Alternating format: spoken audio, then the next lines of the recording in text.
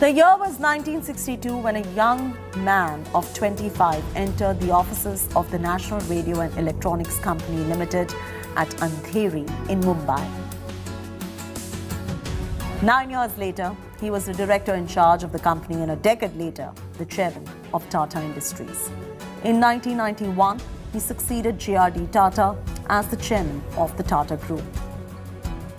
The youth was Ratan Tata, fresh out of Cornell University, armed with a bachelor's degree in architecture, more than ready to enter and learn as he would rise from the lowest rungs in one of India's most hallowed industrial houses. Today, Tata's contribution to India's largest conglomerate and to the nation's economy has been second to none. He was on a pedestal very few industrialists in the country were able to climb. Though he had a magic surname, young Ratan had a tough act to follow, that of his predecessor Jamsetji Tata, Dorab Tata, and finally the iconic J.R.D. Ratan Tata took on the challenge, and by the time he retired in December 2012, Tata Group's financials spoke loud about the impact he had. During his tenure, the group revenues grew manifold, totaling over $100 billion in 2011-2012.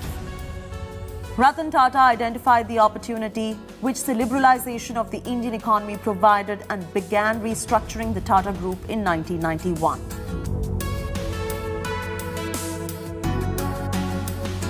Under his leadership, the group acquired high-profile international brands like Tetley Tea, Daewoo, Soros Steel, Jaguar Land Rover.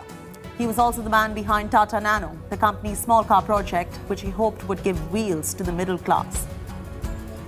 The journey, however, was not easy and tested his mettle at every turn. First, he had to deal with the Sardaps, a legacy left by his uncle J.R.D. Tata. Rusi Modi lorded over Tata Steel. Darbari Seth was the final voice at Tata Tea and Tata Chemicals. Ajit Kerkar was the force behind Indian Hotels, and Nani Palkiwala was the man behind ACC.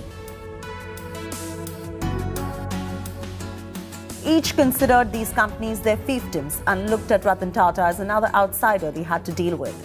6 years after taking over as the Tata Group chairman, all four of them resigned.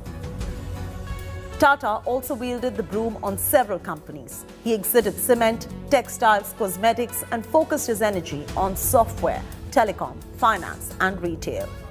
Finally, after serving as the group chairman for 21 years, Tata retired in December 2012. He had spent 50 illustrious years with the Tata Group. An avid aviator, Tata was awarded the Padma Vibhushan, the country's highest civilian honour, by the Government of India in 2008.